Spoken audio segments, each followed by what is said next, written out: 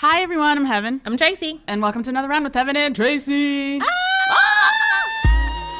Indistinguishable screaming. Everybody's so excited. People are tearing the place apart. Calm down, everybody. They're going to kick us out of here. I think they can tell that we're lying. What? What up, Tracy? Hi, how are you? I missed your face, first of all. This is what it looks like. It's popping, it's glowing. Thank you. I see your eyeliner. Winged eyeliner on point, as always. Sometimes I just want to be able to fly away. So my winged eyeliner makes me feel like I can maybe do that. Oh my God, that was beautiful. Thank you. I just made it up like 2 seconds ago. So what do we have on the show today, Trace? I'm very excited because today we get to talk about my hometown of Louisville, Kentucky. Yes. I went back for Muhammad Ali's memorial service and I talked to some people. I wrote some stuff and we're going to talk about it. Word. I've been thinking so much about his death, so I'm really... I don't know. That feels weird to say. I'm excited to talk to you about it. But I am. Like, that, he was an iconic man. Yes. So I'm really excited for that. I want to hear everything. Me too. And then I'm going to sit down and talk to Claressa Shields. If you're not familiar with her, she is a 21-year-old boxer. Legend. Already. Who at the tender age of 17 years old won the gold medal in U.S. boxing in the Olympics. First woman to do so. Yo! Crazy. So it's gonna be a sporty show. It's gonna be an episode of greatness. It is. The greatest. Aww. Hey. I see what you did. You see that? I see that. Let's do it. It's impossible not to see.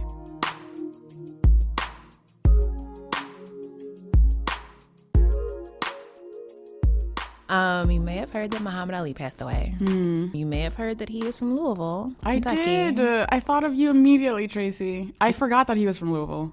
I feel like that's a very normal thing for people to forget or to not know. But it's such a big part of who he is. I know. I'm so glad that you know all this already, so that means I don't have to explain as much. I feel like I didn't think much about what he meant to me as a Louisvillian until he passed away.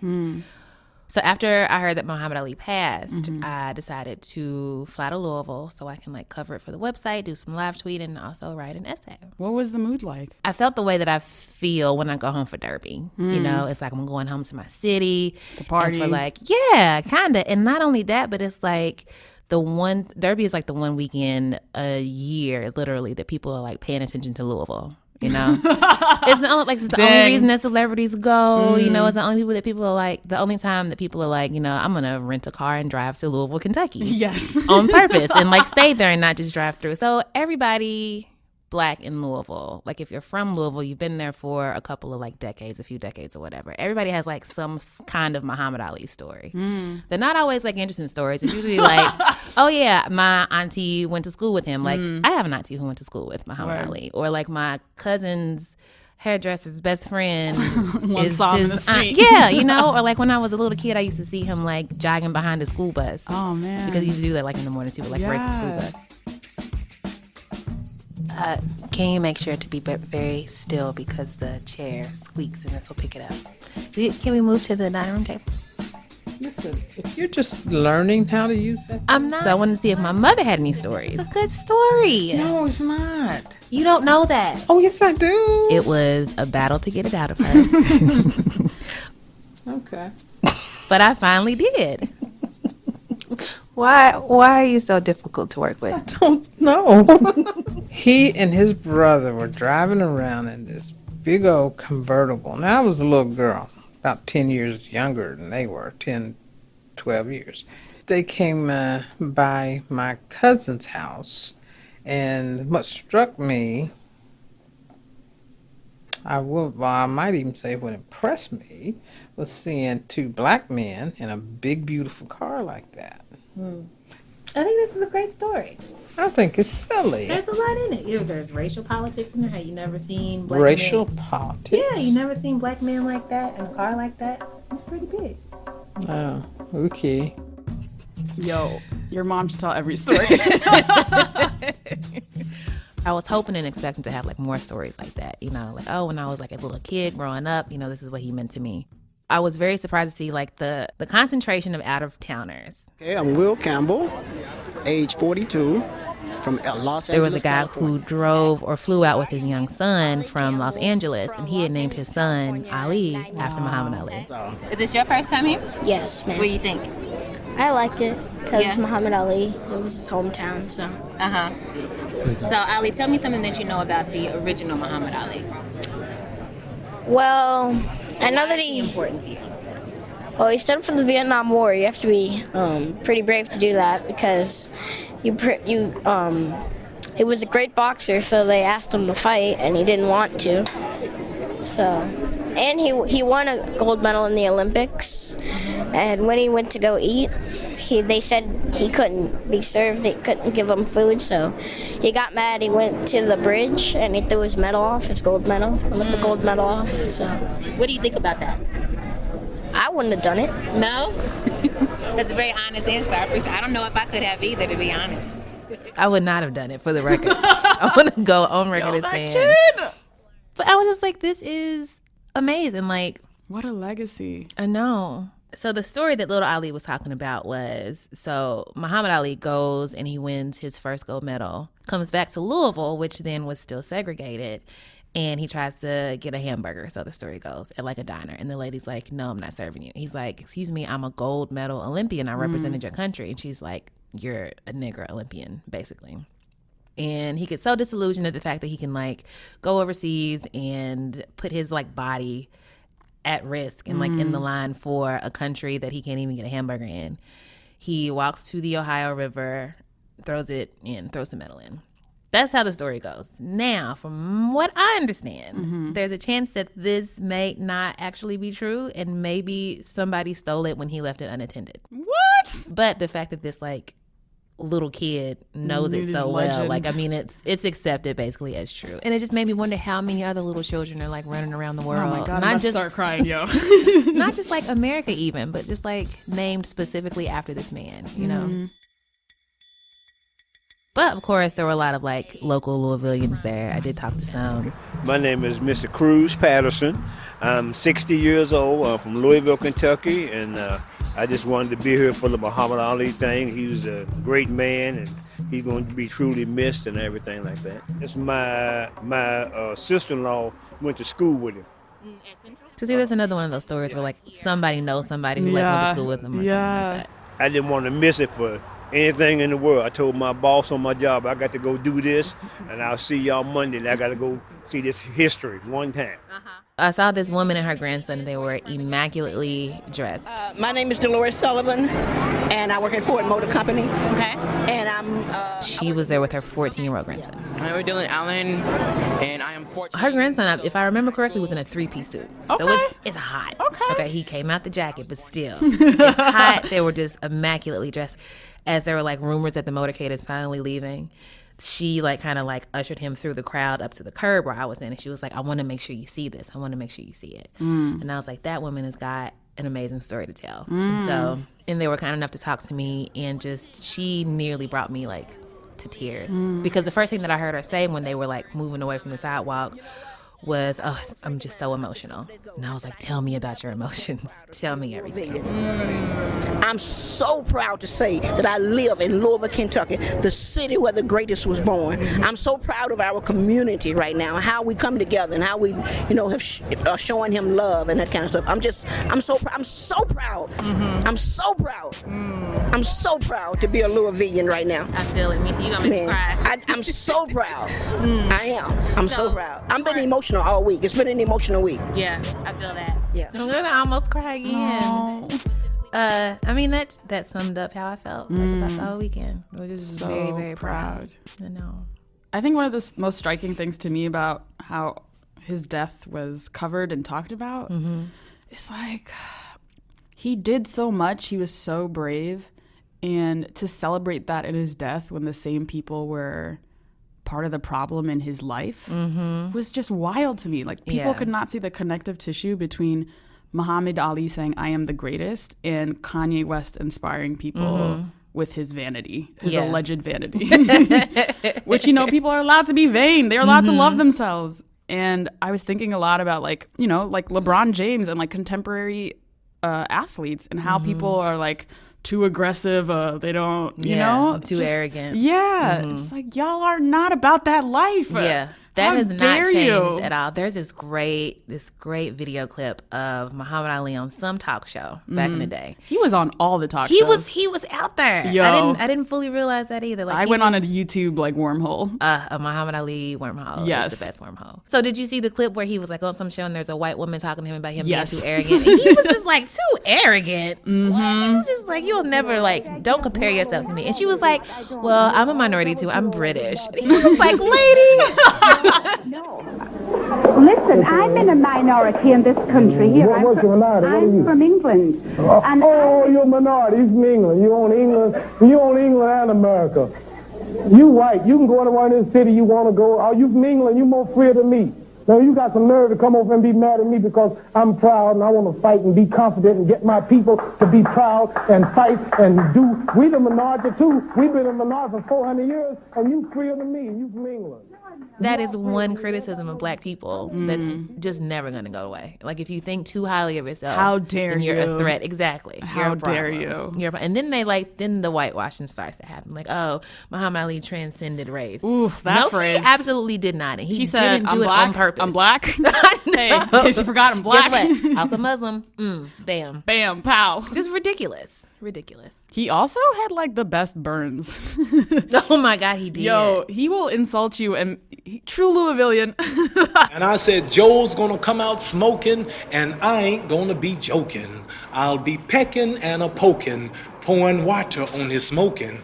Then this might shock and amaze you, but I will destroy Joe Frazier. Read you to Some filth people and make say it sound you like better watch poetry. it. That's Yes, exactly what he did. yes. Also, he was very, very attractive. Facts. These are all facts. Ali was fine. Also, all of his children look exactly. These are also like facts. him. Even his adopted son looks exactly like him. That's the Muhammad Ali bump. How? Like those are some genes. You just right glow there. up. You just glow up. So, I mean, it sounds like almost a little bit overwhelming with all that was going on. What did you walk away with? Like, what were you feeling at the end? I just remember feeling very seen. You know, because he loved and he's so strongly identified as a black man from Louisville, Kentucky, that like when you saw him, whether you knew it or not, you were also seeing Louisville, Kentucky. And so when you see Louisville, Kentucky, you see me and you see my mama and my nieces and my nephews and like all of Shawnee Park and all of Shively, you know? Yeah. So it just, I don't know. I just felt special.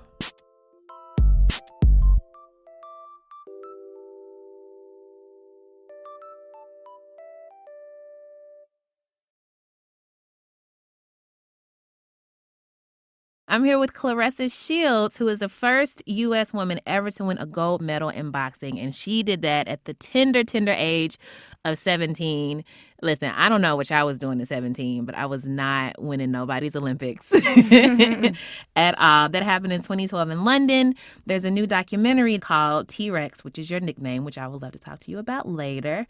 And it's about her journey from Flint, Michigan to the gold medal in London in 2012. She's now 21, is that right? Yes, 21. And you've qualified for the 2016 Olympics in Rio, so you're about to do it all again. You've been boxing since 11. I have 1,000 questions. Thank you for stopping by so that I can ask them. Thank you for having me here, Tracy. This should be fun. I hope so. If it's not, just pretend.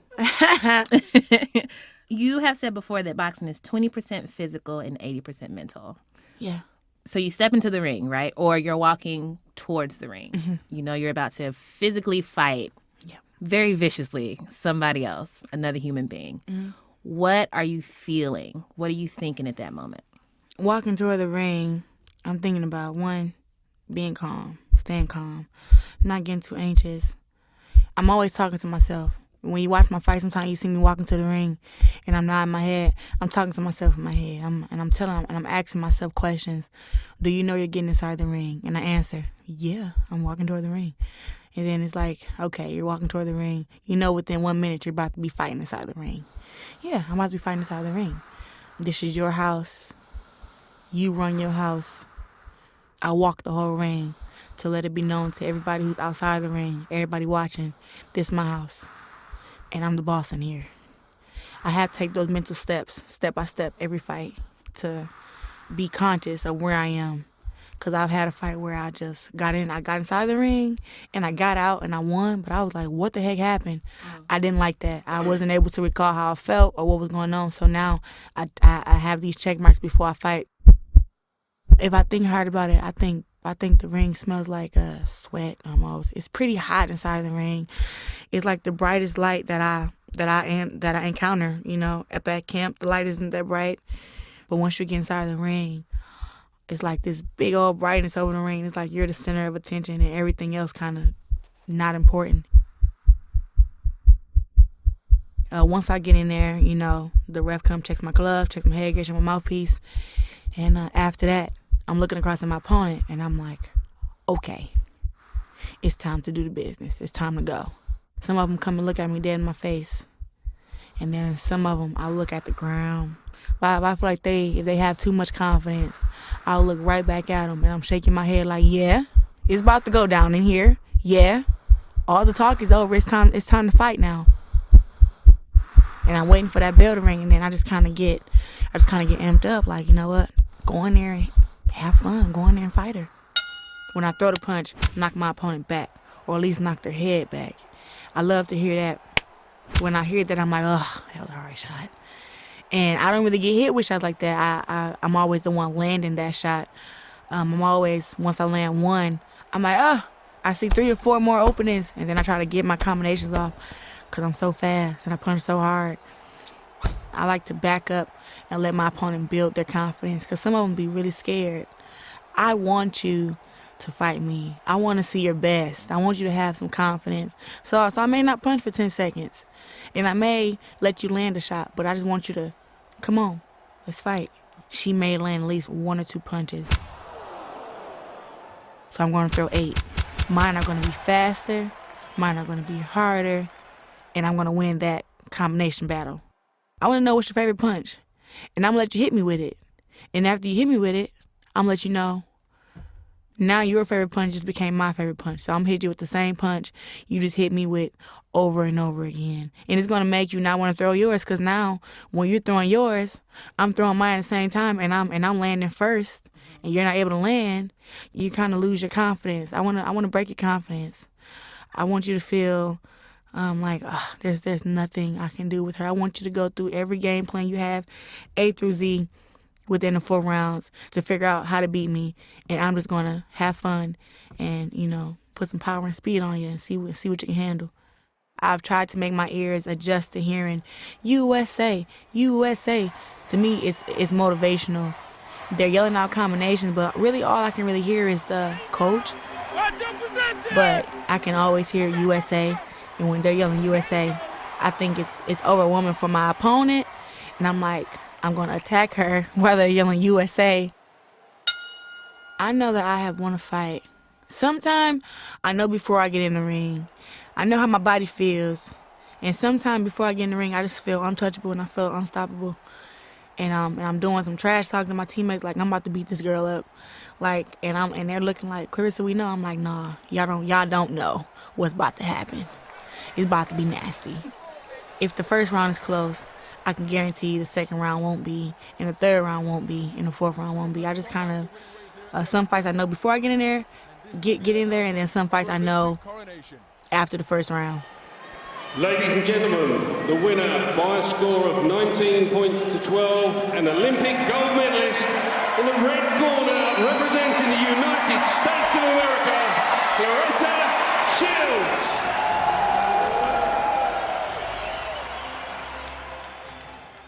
So I just watched the documentary. I'm the least athletic person on the face of the planet. So to see somebody else physically asserting themselves, and especially women, because that's an image that we don't really see very much in the media. We're usually like little cute and dainty and like little flowers, which really gets on my nerves. Yeah, but Kim Kardashian. Yeah, for one. I don't think it was ever explained how you got the nickname T-Rex. Where'd they come from? Well, now, I'm 165 pounds. I'm a pretty big girl. I'm 5'10" in height. Back in the day when I was 11, 12, I was tall, but my arms were very short. And a teammate who I boxed against, his name was Darion, he was like, you don't have a nickname. And I was like, I don't know what my nickname would be. And then he was like, Reese Cup. I'm like, what? Come on now. Because my nickname is Rest. I'm like, Reese Cup? That's the worst nickname you could think of. And then he said something about Chocolate Thunder. I'm like, what? I'm not a stripper. I was what about are you to say about? that sounds like a stripper's name. And then he said T-Rex. And then I was like, why? And he was like, because you mad aggressive and you got these little bitty arms. And I was just laughing like, okay. And from there, that's just how I felt that I was. I felt like I was a T-Rex. I heard it's the most dangerous dinosaur, but also one of the smallest ones with the smallest arms. So I was like, okay, I'm a T-Rex. That's perfect. So I stuck with the nickname. And it sounds good, Claressa T-Rex Shields. Yes. I do not have a nickname. I feel like if I did, it would not be anything as fierce. My mom calls me Sweet Pea. We're going to edit this out. It's not very fierce at all. I'm always really interested in why people do the things that they do. So why do you box? I was inspired to box by my dad. And he told me a story of the great Muhammad Ali and how his daughter, Layla Ali, took after him. And my dad used to box. So I thought when he told me that story, he was telling me he wanted me to take after him. Sadly, I was wrong. And when I asked him could he sign me up, maybe 2 days later, he told me no. But I had already went to the gym. I knew where it was at. I was down there already training. So why did he tell you no? My dad said boxing was a man's sport, and he told me that I was too pretty to be a boxer.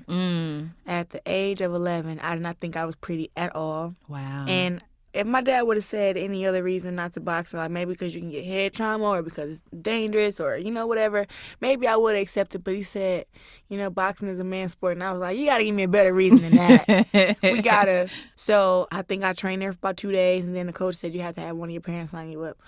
I went back to my dad and asked him again, and he drove me to his house, and we had an intervention. I walked into his house, and it was his wife, her 3 kids sitting at a table, and everybody kind of voted on if he should let me box or not. He voted no. Everybody else voted yes. So he lost majority decision. That was my first fight won against him. I don't think he knew how tough I was. And when I started boxing, when I walked into the gym, it's just the most homiest place I've ever been in my life. So I kept going. So at 11 years old, you were like, nah, women can do any and everything that men can do. I had a very strong grandmother. Okay. And my grandmother was fully just equal rights. She don't care. Gay rights. She always watched me race the boys on the street, play football in the yard, play basketball. The only thing she hated was when I got hurt. Did your grandmother, or would she consider herself a feminist? She was more of like equal. Men get a lot of privileges. She's more of like the person like treat me how you want to be treated. And my grandmother was not the nicest of them. I mean, she's like, if you treat her like shit, she treats you like shit. If you're mean to her, she's mean to you. If you disrespect her, she has no problem disrespecting you back. And I remember one time she was so mad at one of my family members. She said, if he was next to me drowning, I'll let him. And I was like, Grandma. You sound like my granny. And the last time I actually spoke to her before she passed, I was so sad. I was 16 years old, and she was talking to me, and that's the first time I walked to my grandmother's house, and I showed up unexpected. I didn't call, and when I seen her, she's like, Coco, and she gives me this big old hug, and I'm like, wow, I haven't seen you in so long. I think probably been like a month or two. I always talk to her over the phone, but I really wasn't able to get in contact with her. And I went over there, and I seen her, and I can just tell, she was sick. But I can tell she was trying to, fight her way through. Her eyes were glossy. And when I sat down, I started crying. And she was like, it's okay, Coco. It's okay. I'm going to be all right. And she was like, just when I die, don't be letting everybody come to my funeral and kiss on me. She said, tell them I said, bury me face down so everybody can kiss my ass. And I started laughing so hard because my grandma she had that feistiness in her. And I was always so nice and quiet growing up. And now I'm kind of the same way that my grandmother was sometimes. And it's like, yeah, I could be pretty mean, but I laughed so hard. And my grandmother passed 2 weeks after that.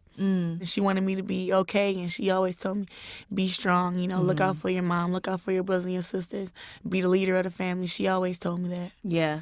I can tell that you carry all of those things with you when you step into the ring and when you fight. I have to. My grandmother hated seeing me cry. My grandmother was just so tough. She didn't even tell anybody in the family that she was sick. She didn't want anybody feeling sorry for her, and that's how I am. When I get in the ring, I don't want you feeling sorry for me. I'm going to get in there and I'm handling my business. And if I come out the loser, it's my fault, and I'm going to fix my mistakes. And it's kind of like everything is all on me, kind of. So that's kind of how she was. You're wearing a beautiful Muhammad Ali shirt right now. I feel like when I was at home, I'm from Louisville originally, and I went back for the memorial, and I heard that you were there too. Yes, I was there. I went to the memorial. I couldn't imagine being anywhere else that day. I felt like a part of me, when I heard that he passed away, I felt like a part of me kind of left. I met Muhammad Ali when he was sick, 2012. He couldn't talk. And all he could really do was, just look at me. He saw my gold medal. We took a picture together. I met his daughter, Layla. But I always wondered, what would he have said if he was able to talk? But you know what? When I saw him, I can sense that he still was a fighter. He always stuck up for what he believed in. Right. It didn't matter if it lost him money, if it lost him followers. I think him being true to himself gained him a lot of followers, and he influenced so many people. And I just was like, I have to be there. I think being from Louisville and also being Black, being a woman, to see somebody who is being like every part of themselves, and you remind me a lot of Muhammad Ali after I watched the documentary, because I remember that scene where y'all were talking about endorsement deals and how to attract sponsors. And there was a cute little white girl who was like, I would love to see you not say so much you like to beat people up, that you like hitting people. And you're like, why? I'm a boxer. This is like the truth of like me and who I am. And I think that for Black public figures, we have to be tame enough to not make white people uncomfortable. And that's what a lot of people wanted from Muhammad Ali. They didn't like how arrogant he was. They didn't like that he knew that he was amazing. They didn't like that he saw no reason to like hide his greatness. I wouldn't even say the word arrogant when it comes to Muhammad Ali. I would say he was so confident. Yeah. He was so proud of who he was. He made you... At a time where society would say Black is ugly, he let you know, I'm Black and I'm pretty. And it's a man saying this, and he took very good care of himself. I think it was the confidence that people didn't like. I don't really think that people thought he was a bad person, but he spoke the truth back then when everybody was sugarcoating what was really going on. He spoke the truth before James Brown came out with I'm Black and I'm proud. He spoke the truth before then. He let you know, I'm Black, I'm pretty, I can box, I can float like a butterfly, I'm fast, and he loved fighting. He was a boxer. He loved the game, yeah. People tell me now sometimes, like, when you talk about your record, it sounds like you're bragging. Those are facts. Yeah. I'm 74 wins with 1 loss. Right. And even so, that's something to brag about. It's not. I don't think it's bragging if it's the truth. It's facts. Right. I've been undefeated for 4 years. I got 75 fights. Out of 75 fights, I've lost 1 time. When I say it may sound cocky or arrogant, but that's just my confidence and how proud I am of myself for completing that task. I'm the first woman to win an Olympic gold medal. I'm a 2-time world champion. I'm the only American boxer who has ever won 3 global titles. The first. Nobody has ever won 2 world championships from the United States, male or female. And it's like when you have to tell people that that's what you do and that you're proud of it, I think when you work so hard, you don't have to be tamed. Nobody can tell me how to talk about my record. If you ask a basketball player what he loves about basketball and he tell you, I love dunking on people, what you gonna say? Oh, I don't think you should say that. Right. He loved dunking on people. Yeah, he loved dunking on people. You ask me what I like about boxing, I literally like to get in there and fight. I want to see if you can beat me, and if you can, I want you to show me. I don't want to talk to you. I don't want to. We can talk a little trash, but I want to see what you're really gonna do. I always tell people I'm about action, and I say that, they're like, oh, I'm really about action. Anybody that wants to get in the ring and test me, I'm ready to be tested. So that comes from the hard work, and Muhammad Ali worked so hard. He ran so many miles. I just hope I can go down in history to be as great as him, or come even close. I think you are definitely on the path to that, like, seriously. I know you're trying to get some sponsorships and endorsements, etc. We see these other people getting on these big endorsements and all that, so. I want every time you're on TV, if a potential sponsor sees you, for them to be drawn to you and say, oh, I want to work with that girl. But I would love for you to stop saying that you like beating people up and making them cry. You would love me to stop saying that? Yeah, stop saying that. Why? It makes you seem like you're a bully. When it comes to somebody wanting to get behind me and saying, I want this person to represent my brand. I box. I understand that. Right. I understand what she's You saying. understand what I'm It's like an image thing. You Exactly. have to kind of tone it down a little bit. Do you think that she would have said that to you, or that people would expect that of you if you were a man or if you were white? If I was a man and I was Olympic gold medalist, black or white, I'd be rich right now. Mm-hmm. You would never tell a man to say that that you don't want him to say he likes hitting people in the ring. If a guy say, I like knocking people out, nobody would be saying anything to him about that. It's just the fact that society have this definition of what a strong woman is, and they want to put a limit on it. They want to put a top. There's never strong enough. There's never tough enough. And that's what they want to put on women, that you're too strong. The limitations. You're too tough. Exactly.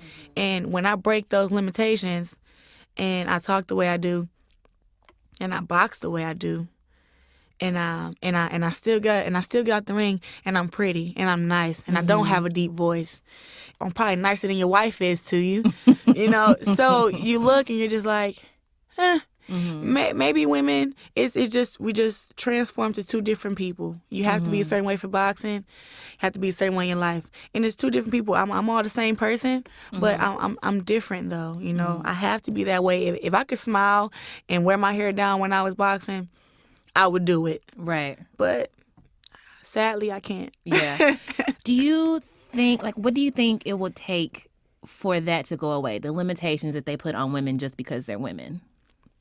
Women have to continue to break barriers, continue to say that you have to ask the question, what is too strong? What is too tough? And when they ask you, you have to say, you can never be too tough. You can never be too strong. And Serena Williams is a great example of that. Serena Williams is built like a sculpture. I mean, so strong. You can see that she's been on top of her sport for years. I think people that say that her muscles are too big are intimidated because their muscles aren't as big. Absolutely. People just kind of get intimidated by things that they can have and things that they can't do. So some men say that I shouldn't be in boxing because, boxing is a man's sport. And I shouldn't be boxing. But the majority of them that say it, I box better than them. Out of the top men boxers in the whole world that's boxing right now, I classify myself at least in the top 10. Out of all the boxers in the world, male, female, if you have a list of 10 boxers who are the best in the world, I don't care if I'm number 10 or if you got me as number 1 or number 5. I'm in the top 10. And there's a whole world of boxers. I love that you know where you stand, though. I love it. I'm the best ever. Bam. Best female ever, because Muhammad Ali is the best ever. That's the greatest of all time. Let's talk about your beginnings. You're from Flint, born and raised. Yes. So it's been in the news a lot lately for Not Great Things, the water situation. And I feel like when there's this media-painted image of a place that's like going through it, we sort of just take what we're given by the news and then we move on. I want you to tell me what Flint is like. What was it like growing up there for you? Every kid on the block, parents knew each other. Everybody talked to each other. But as the years went on, as I got older, probably from the age of 8 to maybe 12, you see a lot of changes within that 4 years. And at the age of 6 till about 8, I stayed with my grandmother. If I was acting out of line, one of the other parents would grab me like, hey, I'm going to tell your grandma.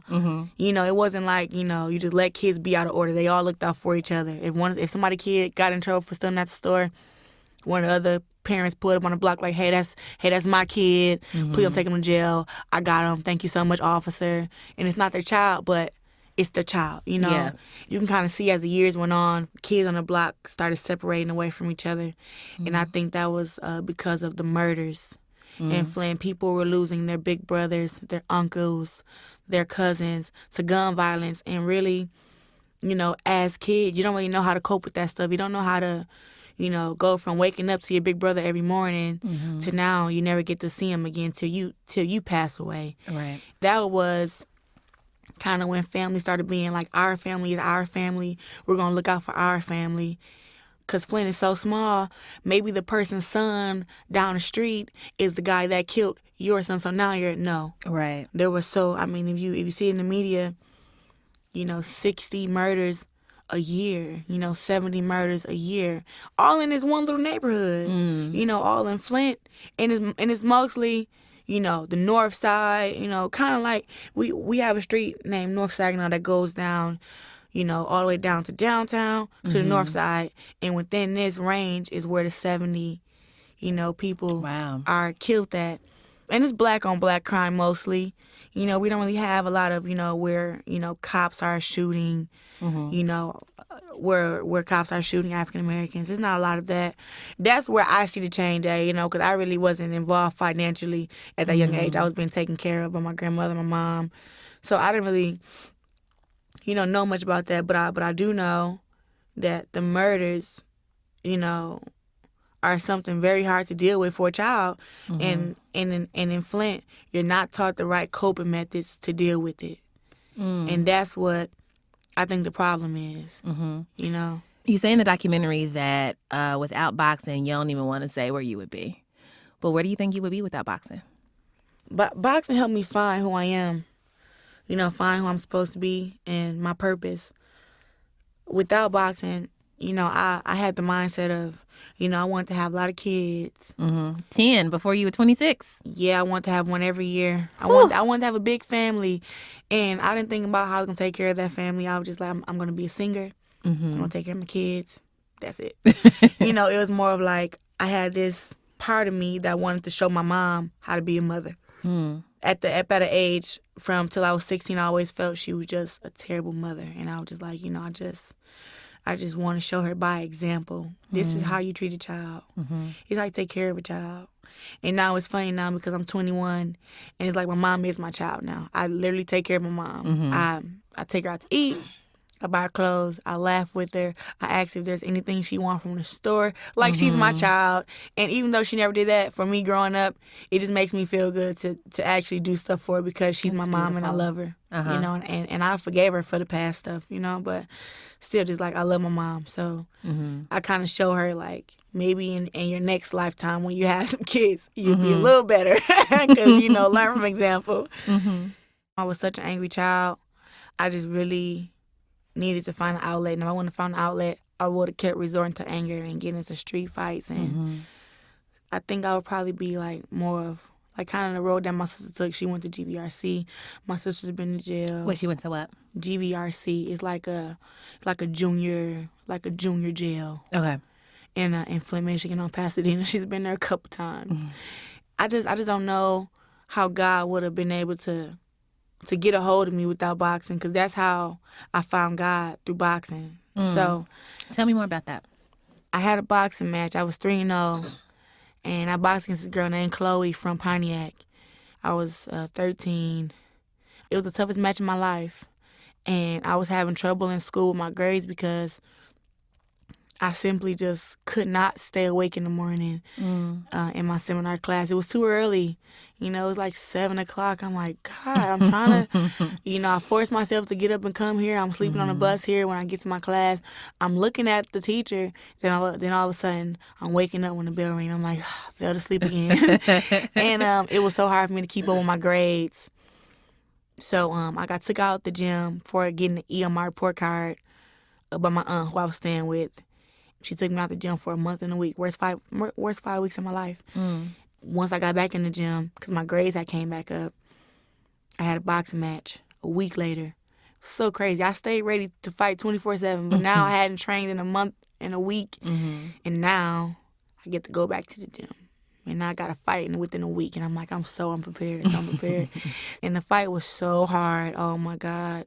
And I think it was more hard toward the last round because I was 3-0 with 3 TKOs. And now I'm fighting against a girl who's I want to say she was just as tough as me, but she wanted to win just as bad as I did. And we were going toe to toe. And I started to break her will, but I got tired and I wasn't able to finish her. And it was like we were going back and forth. She'd knock me back, I knock her back. She'd knock me back, I knock her back. When I got done with that fight, I had broke her though. I broke her the last 10 seconds of the fight. She started crying, and the ref went in to give her 8 count. But the bell rung for the fight to be over, and he was like, okay, you just go back to your corner. I was like, just if I would have had 10 more seconds, I would have got her out of there. But I didn't have 10 seconds, so I got my hand raised at the end, and I just remember when I went home and I told my aunt about the fight, her husband was like, God can help that. God can help make that stuff be easier for you. And I was just like, what are you talking about? I got to train harder for it to be easier. I didn't train for 5 weeks, you know. But then he also explained to me, and also when I went to church, that God can help you make things easier. He make your life easier. You put all your problems in him, and he'll solve them. He can make you stronger. He can make you weaker if you need to be weaker for a situation. God can do all those things. And I was like, I just want God to help me with my schoolwork. I really do. I want him to give me the strength to do my schoolwork, because my first hour class, I was like, I'm so tired in there. I'm so tired. Right. And I started going to church and I got baptized. Everything opened up for me. I seen light. I seen hope. I seen myself with the future. And I seen changes that I need to make to myself to be a better person. And I was like, you know what?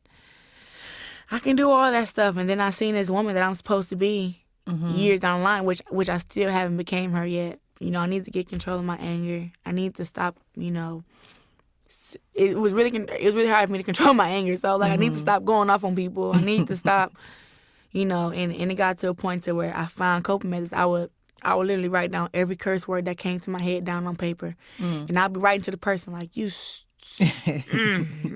writing, and I'm looking at them while I'm writing like, this is what I want to say to you so bad. And I'm just writing, and then it was like when I wrote it and I read it, I'm screaming in my head, I said it. Yeah. So it was more of like, I can't hold things in.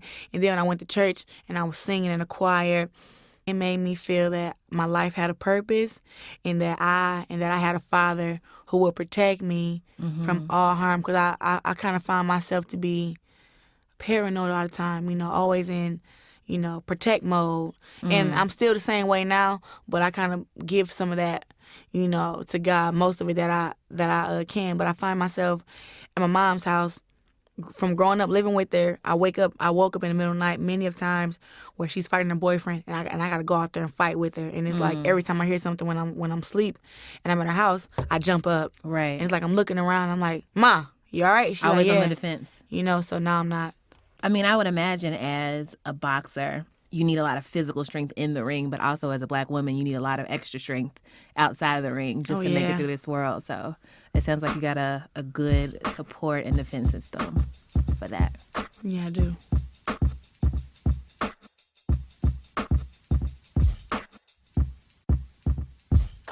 All right, so we're going to go to the fun part of the interview. It's got a weird name. It's called Pew Pew Pew. These are finger guns, and it's like the rapid fire question. There you go. Okay. What is your favorite animal? Tiger. Okay, why? Because they're the king of the jungle. All right. What's your morning routine like? You wake up in the morning, and then you do what? Listen to music. What do you listen to? Some I listen to slow music, Tevin Campbell. I listen to... I saw you tweeting about Heben Campbell. I was like, oh my God. Did you see the video? No, I didn't see the video yet. Oh my God. I see the video. What happened in the video? Tevin Campbell, I saw him last night. He was singing. He sung right next to me. He got the voice of an angel still to this day. Still sounds amazing, right? Yeah. What did he sing? Now I dreamed of you every day. I know that song. And something. Can we talk? Can we talk? Yeah. Can we talk for him? Oh man, he did oh my God, he sung great. I love that man. Toilet paper. Do you crumple or do you fold it before you use it? Fold it. Fold. You answer that quickly. I never thought about that until I saw this question here today. Why? Do you have a reason? Maybe I'm a neat person, maybe? That would make sense because I crumple. I'm not neat at all. Okay, I think because I'm a neat person, I want to, make sure I get all of it. And I want to even get on my hand, none of that. Right. So but I feel like if you crumple it, then it's got like, you got like little random pieces of toilet paper going everywhere, right? So if something you don't goes want somewhere that. else, well, it'll be there to grab it if like something happens. Ah. I don't know. See, okay. So we're crumpling toilet paper now. See? So you got this nice little ball. It's got like this little random little flag here. So if it's like going down in the bathroom and something accidentally goes this way, it's like, no, bam, I got it. But if you fold it, you only have like a very limited range of protection. That's way smaller than this. You're right. I didn't think this all the way through. I think we're just different. I think so too.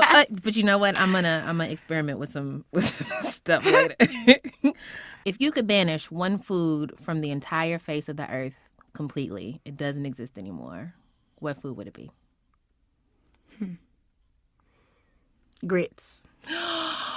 You just made me so happy. Okay.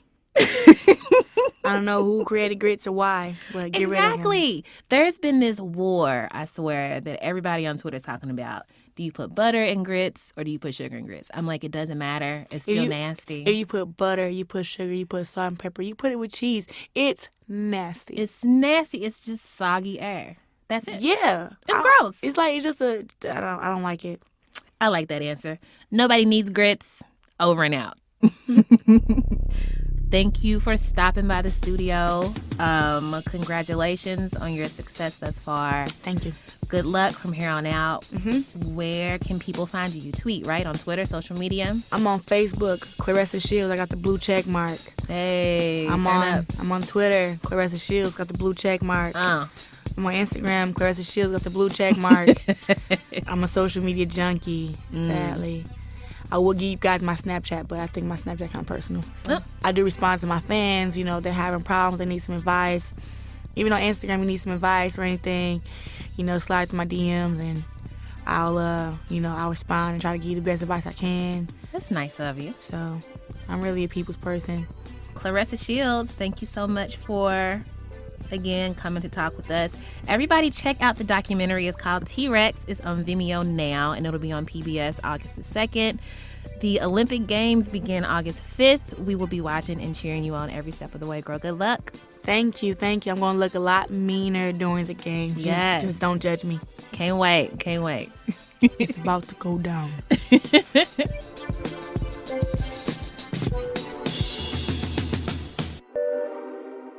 Tracy.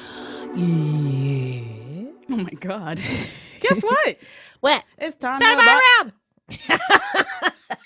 I didn't know we were racing to the end of that sentence. Jesus. I didn't either until it happened. You're the worst. You probably cheated in recess. I did not. I did nothing at recess. Thank you very much. Oh, baby Tracy. All right. Who are you buying around for? I am buying around for our DJ, Don Will. Yo.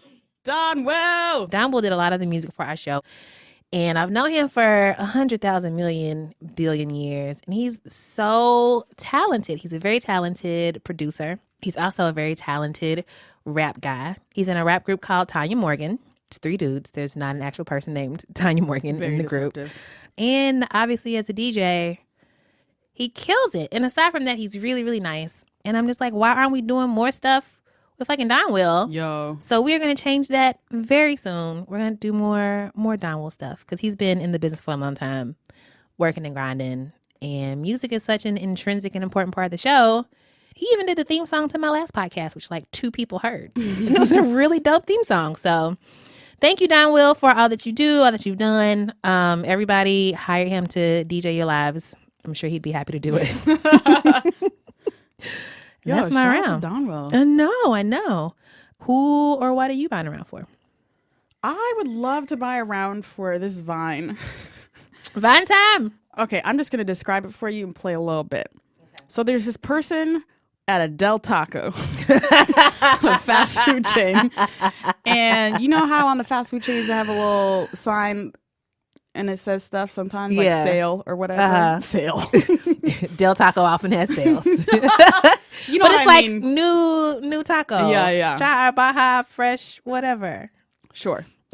Your what have yous. Uh-huh.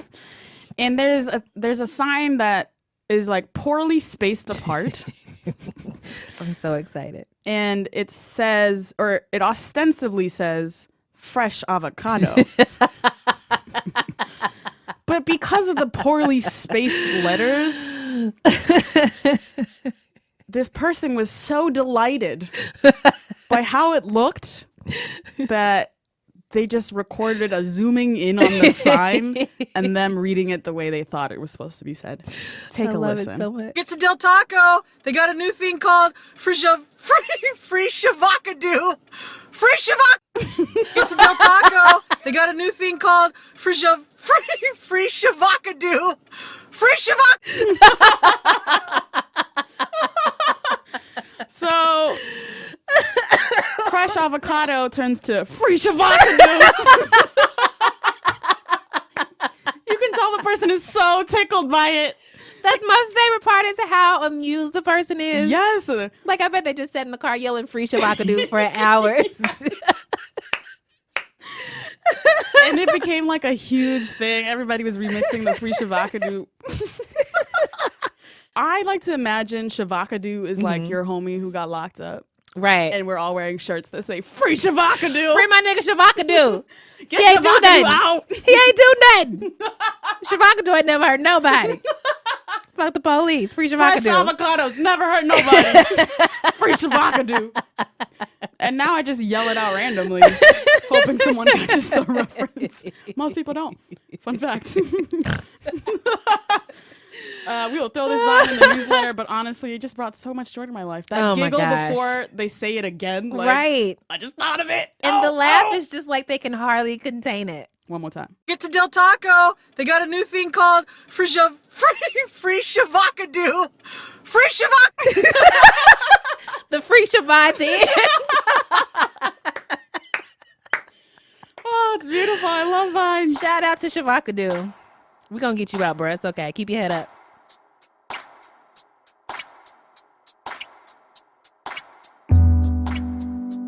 We did it! Tracy, we made it. Hey! Thank you so much to Claressa Shields for stopping by and talking to us. Shout out to the Pod Squad. Pod Squad. This episode was produced by Eleanor Kagan and Antonia Serahito with production help from Julia Furlan and Meg Kramer. Shout out to our in-house musicians, Jean Gray and Don Will. You can follow Jean Gray on Twitter at Jean Greasy. That is Jean with a J. And you can follow Don Will on Twitter. That's Don with a D. I don't know what other Not letter a silent you F, could use. as you imagined. Thank you to Optimus Prime. Oh, thank you, Tracy. You can follow Heaven at Heaven Rants on Twitter. That's heaven like the place in the sky that some people believe in. And rants like the thing that all men do, but they never get penalized for unless you're black, specifically Kanye. All right. Do not forget that we now have merch available online for purchase at shop.buzzfeed.com. What a world. What a world we live in. You can let everyone know you're about that life. Yeah. They will respect you more. Yes, facts. Facts on facts. And tweet us some pictures of you with your merch. Ooh, tweet us a pic with you and your friend. Oh, friend merch. Yes, friend merch. We can't wait to see y'all. Our merch is available for purchase at shop.buzzfeed.com. And if you haven't done it yet, seriously subscribe to the newsletter. It is so good. To sign up, go to buzzfeed.com/anotherround/newsletter and then get more joy and goodness in your inbox every Friday at around noonish. Also, check out the other BuzzFeed podcasts like Internet Explorer, The Tell Show, BuzzFeed's Politics podcast, No One Knows Anything. Also, hit us on the buzz. Hit us on the buzz. Hey! Hit us on the buzz. We're on Twitter and Facebook at Another Round. Email us, anotherround@buzzfeed.com. Rate us on iTunes. Nominate us for Nobel Peace Prize. All the awards. All of that stuff. Drink some water. Take your meds. meds. Call your mom. Call your person. Maybe it's Call not your your mom. person. Call your person.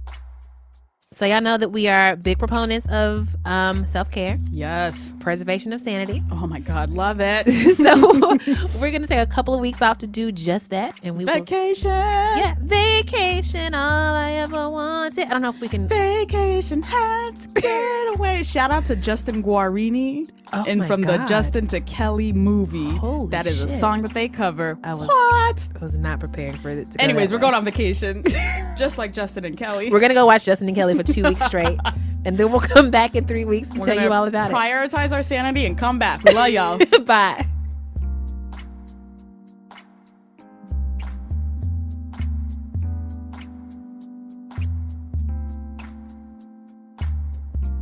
Free Shavakadu 2K16. Yo, I'm about to get a t-shirt. Watch me. And then I'm going to walk down the street and be like, yo, you about the Shavakadu life? Can you sign this petition to free Shavakadu? He was wrongfully convicted. We got DNA evidence now. Innocence Project is involved. We're working on the case of Shavakadu Jenkins. Why is it Jenkins? Why is this so funny? Yo, shout out to Vine. Shout out to all the kids on Vine remixing shit. Oh gosh. You know, all the jokes for all they're worth. Oh my gosh. Go forth and free Shavakadu all. Tweet it today. Hashtag free Shavakadu 2K16. That was beautiful. Whew. We at the Del Taco. Newest item. Is where Shavakadu got picked up. No, where Shavakadu got stopped and frisked.